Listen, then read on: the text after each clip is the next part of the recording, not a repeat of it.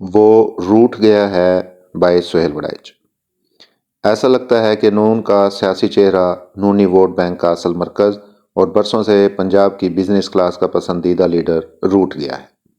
اسے کمزور حکومت کا چیلنج قبول کر کے خود ڈرائیونگ سیٹ پر بیٹھنا چاہیے تھا، مگر اس نے اسٹیئرنگ اپنے مینیجر بھائی کے حوالے کر دیا ہے۔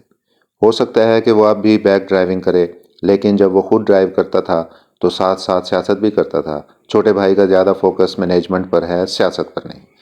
وہ سوچتا تو ہوگا کہ اس کے ساتھ کیا ہوا اور کس نے یہ کیا۔ اسے بڑے شوق سے واپس لایا گیا، مقدمات ختم ہوئے، لیول پلینگ فیلڈ کا بندوبست ہوا، مخالف جیلوں میں ڈالے گئے، بہترین امیدوار تھے، ان میں سے بھی چن چن کر کھڑے کیے گئے۔ مقتدرہ بھی مہربان تھی، بس کمی تھی تو بیانیے کی۔ مظلوم کارڈ مخالف پارٹی کے پاس چلا گیا تھا۔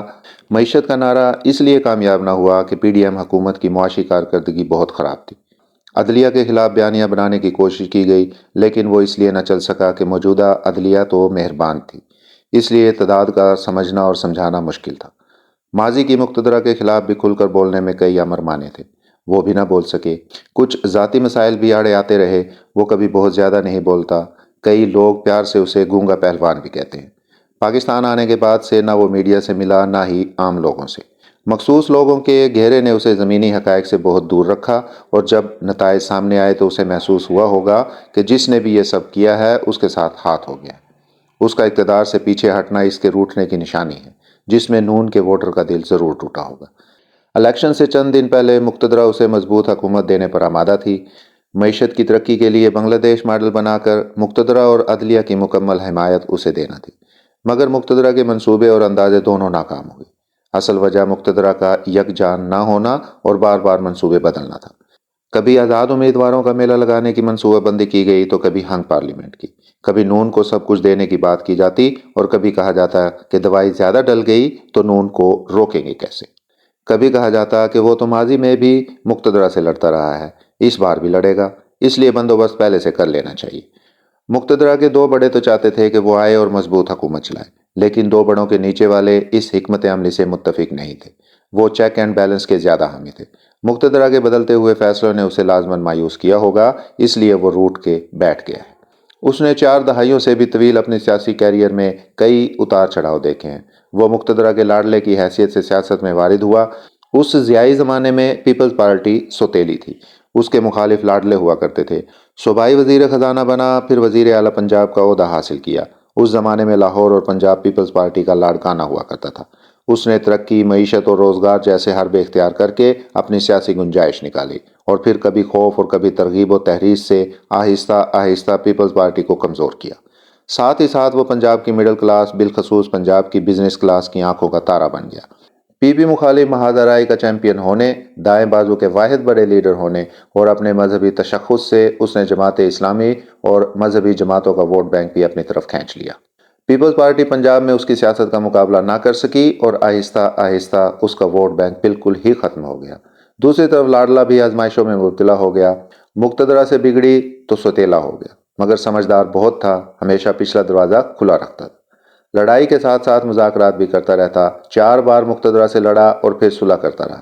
آج کل پھر مقتدرہ کا لاڈلا تھا، مگر سازشوں کا مقابلہ نہ کر سکا۔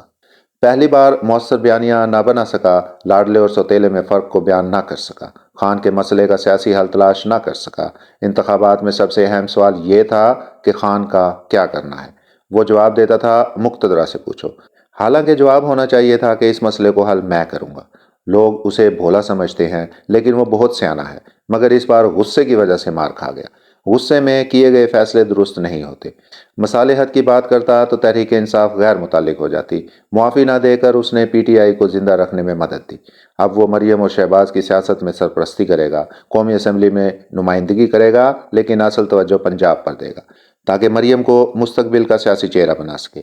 میری رائے میں جس طرح انسان کی زندگی کے مختلف مراحل ہوتے ہیں، بچپن، جوانی، بڑھاپا اور موت، اسی طرح سیاسی جماعتوں پر بھی مختلف مراحل گزرتے رہتے ہیں۔ نون لیگ بھی بچپن سے جوانی میں آئی اور اب بڑھاپے کی طرف جا رہی ہے۔ اسے چوتھی بار مرکز میں اقتدار مل رہا ہے۔ بڑھاپے کی نشانی یہ ہوتی ہے کہ اس جماعت میں نئے لوگ، بالخصوص نوجوان، آنا بند ہو جاتے ہیں۔ بدقسمتی سے یہی بیماری پیپلز پارٹی کو بھی لاحق ہے۔ بلاول بھٹو نوجوان ہونے کے باوجود پنجاب کی یوتھ کے لیے کشش نہیں بن سکے۔ دوسری طرف مسلم لیگ نون کی قیادت عرصہ دراز سے پرانے چہروں کے ساتھ سیاست کر رہی ہے۔ نوجوان قیادت کی طرف توجہ نہیں دی جا رہی۔ نیا ووٹ نون کی طرف نہیں آ رہا۔ خان بھی بوڑھا ہے مگر یوتھ اس کی طرف مائل ہے۔ اب وقت آ گیا ہے کہ اگر تو نون اور پیپلز پارٹی نے زندہ رہنا ہے تو نوجوانوں کو اپنی جماعتوں میں شامل کریں۔ برطانیہ میں ینگ کنزرویٹو اور ینگ لیبر بڑے متحرک ونگ ہیں۔ ان کو مثال بنا کر پاکستان کی سیاسی جماعتیں یوتھ ونگز کو متحرک کریں۔ وہ بے شک جاتی عمرہ میں بیٹھ کر سیاست ہی کرے گا، مگر وہ لاکھوں لوگ جو اسے اپنا لیڈر مانتے تھے مایوس ہو گئے ہیں۔ اسے چاہیے کہ جاتے جاتے کچھ ایسا کرے کہ پارٹی میں جان پڑ جائے۔ اب تو اس کی کوئی مجبوری بھی نہیں، اقتدار خود تو لینا نہیں، اب سچ بولے، پارٹی مفادات سے اوپر اٹھ کر قومی مفادات کی بات کرے، نفرت کو سلانے کی خاطر خان سے بھی بات چیت کا راستہ ہموار کرے۔ وہ پاکستان میں اس وقت سب سے زیادہ تجربہ کار سیاستدان ہے۔ اپنے تجربے کا جادو چلا کر سیاست میں مفاہمت کی بنیاد رکھ جائے۔